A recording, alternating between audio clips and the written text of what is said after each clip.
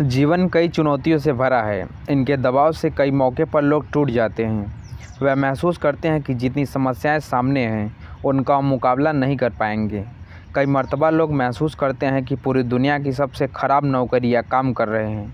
कुछ महसूस करते हैं कि इस दुनिया में, पूरी दुनिया में सबसे असाध्य बीमारी उन्हें ही घेरे हुए हैं और जिस अवस्था से गुजर रहे होते हैं उस तरह की तकलीफ़ दुनिया में किसी को भी नहीं। जीवन में कभी कभी ऐसा समय आता है जब हमें लगता है कि जितनी बुरी स्थिति में हम हैं कोई दूसरा नहीं है।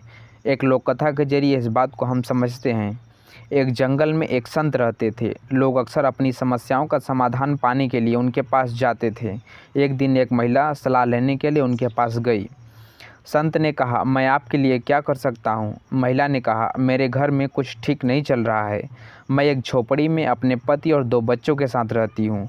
मैं एक बड़ा घर चाहती हूँ, लेकिन मेरे पति का कामकाज ठीक नहीं चल रहा है और हमारी ऐसी स्थिति भी नहीं है कि हम बड़ा सा घर अपने लिए बना सकें।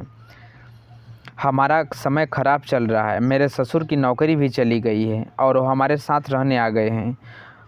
पहले से ही हमारे लिए जगह कम थी, लेकिन अब 6 लोग हो गए हैं। छोटी सी जगह में गुजारा कर रहे हैं। इससे बहुत दिक्कत हो रही है। मैं अब इसे बर्दाश्त नहीं कर सकती। मुझे घुटन हो रही है। मेरी मदद कीजिए। क्या आप मेरी मदद कर सकते हैं? संत ने मुस्कुराया और कुछ बोले। संत ने कुछ क्षण विचार किया और कहा कि क्या तुम्हारे पास कोई गाय है? महिला ने जवाब दिया, हाँ, मेरे पास एक गाय है। संत बोले, मैं यही सलाह दूंगा कि थोड़े समय के लिए उस गाय को भी घर के भीतर ले जाओ और फिर हफ्ते भर बाद मेरे पास आना, तो मैं बताऊंगा कि अब क्या करना है। महिला परेशान हो गई। उसने सोचा कि महात्मा ने कुछ विचार करके यह सलाह दी होगी। उसने कहा, में ज़रूर कोई चमत्कार छिपा होगा, तो उसने उनकी बात मान ली। बुध देव 7 जून तक मेष राशि में करेंगे गोचर। इन 3 राशियों तक बना रहेगा प्रभाव। बस जैसे यहाँ परिवर्तन हुआ और घर में कोहराम मच गया। घर में भीड़ भड़क्का हो गया। जैसे ही गाय अपना सिर दूसरी दिशा में करती तो घर के सारे सदस्यों को अपने रहने का तौर तरीका बदलना पड़ता। घर में बदबू के कारण रहना उसमें दुश्वार हो गया था। रात को असमय गाय रभाने लगती और सभी की नींद खुल जाती। जब 1 सप्ताह गुजर गया तो वह महिला संत के पास वापस आई और गुस्सा होकर बोली, आपने यह कैसी सलाह दे दी? मैं आपके पास इसलिए आई थी कि चीज़ें ठीक हो जाएं, लेकिन वो और भी ख़राब हो गई। आपकी सलाह मेरे किसी के काम में नहीं है। संत ने शांति से कुछ सोचा और फिर बोला, क्या तुम्हारे पास घर में कोई मुर्गी है? महिला ने कहा, हाँ है तो। संत बोले, उसे भी 1 हफ्ते के लिए अपनी झोपड़ी में ले जाओ। महिला को समझ में नहीं आया कि इससे क्या फ़र्क पड़ेगा, लेकिन जब स्थिति पहले से ही ख़राब थी तो कुछ तो करना ही था। उसने सोचा कि जब पूरे गांव को संत की सलाह से फ़ायदा पहुंचता है तो मुझे भी उनकी बात मान लेनी चाहिए। घर आकर उस महिला ने संत के कहे अनुसार उसने घर में मुर्गी रख ली।